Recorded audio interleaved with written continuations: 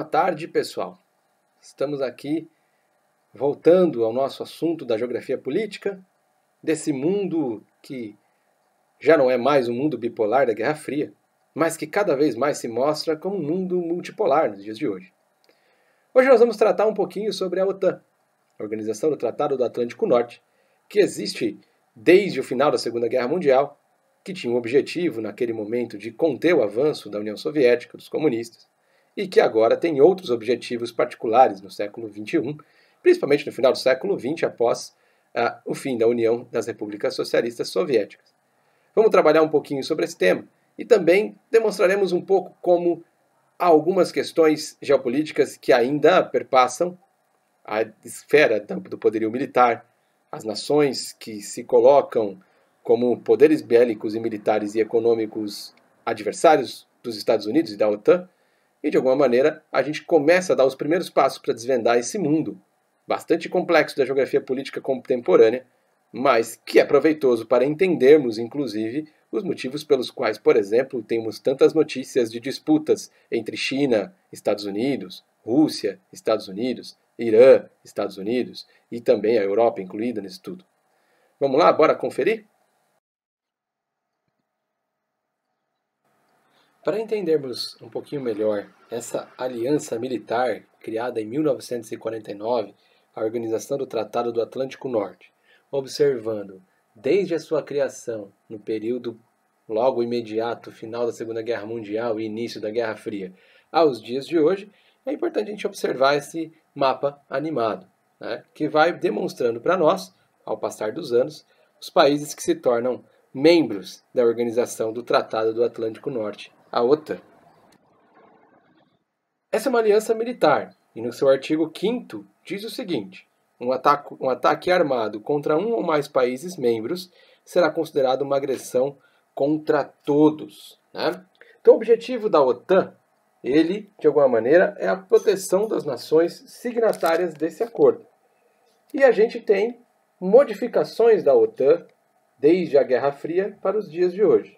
Na Guerra Fria, sem dúvida nenhuma, a OTAN tinha o objetivo de conter a expansão da antiga União das Repúblicas Socialistas Soviéticas, que nós já vimos, terminou em 1991.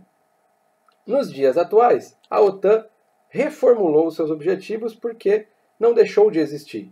Lembram-se que a União das Repúblicas Socialistas Soviéticas detinha o Pacto de Varsóvia, que era um pacto basicamente militar parecido com a Organização do Tratado do Atlântico Norte, só que do lado dos soviéticos. Hoje a OTAN tem objetivos diferentes. O primeiro, preservar a segurança do bloco contra operações de pirataria, guerras civis e o chamado terrorismo. B, evitar ao máximo a proliferação de armas de destruição em massa. Né? A OTAN continua sendo uma organização militar e que, de alguma maneira, tem objetivos distintos daqueles que foram os objetivos durante a Guerra Fria. Isso é importante que fique claro para nós. A despeito dos objetivos atuais da OTAN parecerem os melhores possíveis, como, por exemplo, preservar a segurança do bloco contra a pirataria, o terrorismo e evitar as armas de destruição em massa ao máximo, a grande realidade é que a OTAN atua como um braço militar dos Estados Unidos na Europa e em outros lugares do planeta. Nesse sentido, é muito interessante que a gente olhe para esse mapa, que demonstra os círculos em verde, onde existem mísseis balísticos dos Estados Unidos e da OTAN na Europa, muito próximos, portanto, daqueles que são, aquilo que na Europa é o grande inimigo dos Estados Unidos e da OTAN, a Rússia, embora tenha algumas aproximações que nós vamos mencionar daqui a pouco, mas ainda são os grandes inimigos dos Estados Unidos na Europa, pelo poder bélico que a Rússia apresenta ainda nos dias de hoje. E vocês vão percebendo também que nós temos a mesma coisa nos círculos roxos, no entorno daqueles países que são também considerados no Oriente Médio de difícil trato pelos Estados Unidos, e em algum momento também chamados como eixo do mal, incluindo Iraque, Irã, né, que são países aí que também temos a presença aí de bases militares, né, navais e de forças aéreas aí, dos Estados Unidos e da OTAN nos arredores desses países. E também, em amarelo, o aumento da presença militar norte-americana, próximo ao seu inimigo econômico prioritário dos dias de hoje, que é a China, que também tem, além de ter a maior população do planeta, também tem um poder bélico crescente, né? Portanto, cada vez mais, pessoal, a gente vai percebendo que esses objetivos que a OTAN promulga dos dias de hoje, eles são cada vez menos reais. A OTAN, ela se organiza de alguma maneira e procura, né, olha só, cercar os inimigos atuais de uma ordem geopolítica que já não é mais a ordem bipolar do passado, mas uma ordem geopolítica multipolarizada. E a OTAN sabe que um conflito com Rússia ou com China é um conflito muito difícil de se estabelecer porque são potências militares, econômicas e bélicas. Portanto, a gente tem uma disputa no cenário geopolítico contemporâneo que a OTAN protagoniza uma série de questões do ponto de vista dos Estados Unidos. E que aqui nesse mapa a gente tem um pouco dessa representação, né, de como os aliados dos Estados Unidos atuam na Europa, na região do Oriente Médio e aqui próximo da China, cercando aqueles que seriam os adversários geopolíticos prioritários dos Estados Unidos nos dias de hoje, a Rússia e a China. Como vocês viram no mapa anterior, a OTAN tem mísseis balísticos intercontinentais, que de alguma maneira também é dominado pelos russos, pelos chineses e também pela Coreia do Norte, por exemplo, que a gente acompanha muitas vezes no noticiário o lançamento desses mísseis balísticos intercontinentais. Mas é interessante que a gente compreenda, para além da imagem, o que eles significam. Eles são lançados a partir de bases situadas na superfície da Terra, chegam até o espaço e mergulham rapidamente até atingir o alvo. Então eles têm uma precisão bastante significativa, o que significa que apontar mísseis balísticos intercontinentais pode significar, né, problemas para as nações com as quais têm dificuldades do ponto de vista político, diplomático, etc. Portanto, possuir mísseis balísticos intercontinentais não é nem tanto para usá-los, mas é muito mais para demonstrar um poder bélico, inclusive para conseguir negociações. Lembrem vocês, recentemente, que a Coreia do Norte lançou vários desses mísseis balísticos intercontinentais que caíram no mar do Japão. Inclusive, alguns deles sobrevoaram o Japão aliado dos Estados Unidos. Vocês lembram que a resposta dos Estados Unidos, por exemplo, foi uma resposta enérgica de condenar a ação. A grande questão é que esses mísseis balísticos intercontinentais nos dias de hoje são utilizados como uma forma de demonstrar o poder bélico e, inclusive, apontam, né, menos para a sua utilização real e muito mais para essa intimidação, para essa possibilidade de negociação e de barganha entre as nações. Veja que o nosso mundo, mesmo que a ONU, lá como nós estudamos, tenha dito que a missão de promover a paz, mesmo que a OTAN, de maneira até um tanto quanto estranha, diga que tem objetivos de evitar as armas de destruição em massa, vejamos que o nosso mundo não tem nada disso. Nosso mundo cada vez mais é um mundo que se coloca militarizado entre as nações. E essas nações que dominam essas tecnologias se colocam no mundo de uma forma ainda a negociar de um ponto de vista da sua força militar. É interessante a gente observar que cada vez mais esse mundo que nós vivemos no século XXI não é o mundo da paz, não é o mundo daquilo que a Organização das Nações Unidas promoveu com a sua Carta dos Direitos Humanos, a Declaração Universal, que a gente percebe que efetivamente esse mundo está se tornando cada vez mais também militarizado e as potências militares se apresentam ainda no mundo de maneira bastante evidente, né?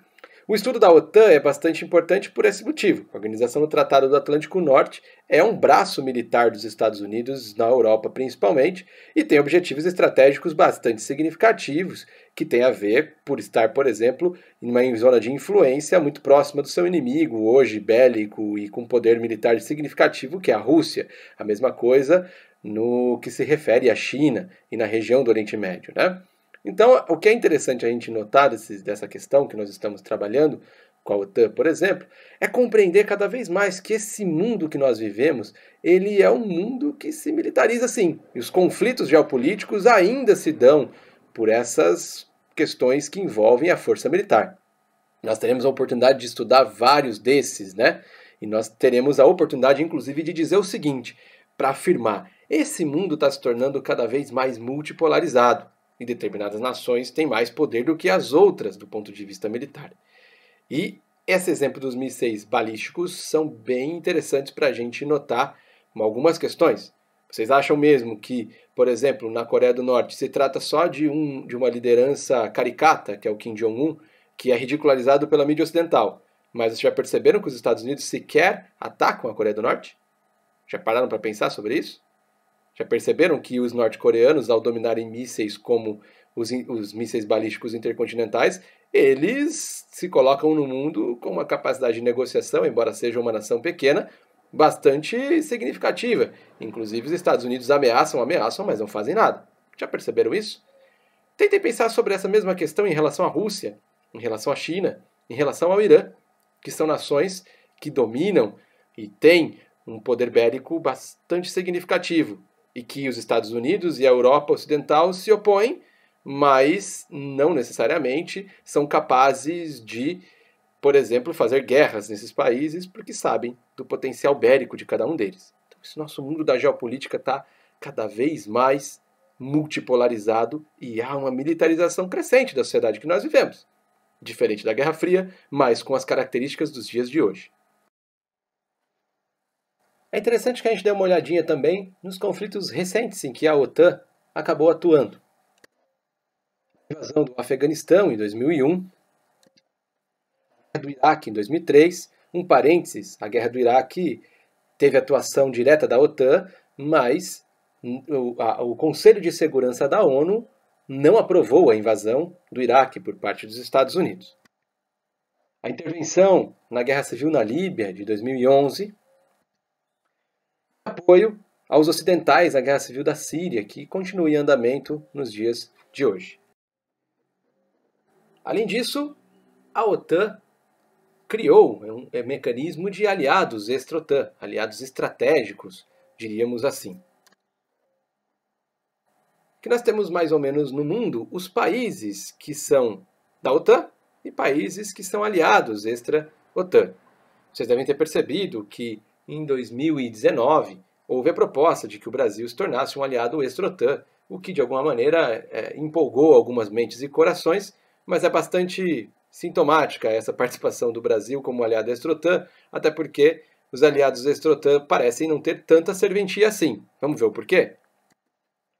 Só, um aliado extra-OTAN recebe assistência militar, recebe transferência de tecnologia, tipo de projetos de desenvolvimento e pesquisa de defesa, o que parecem 3 elementos absolutamente importantes.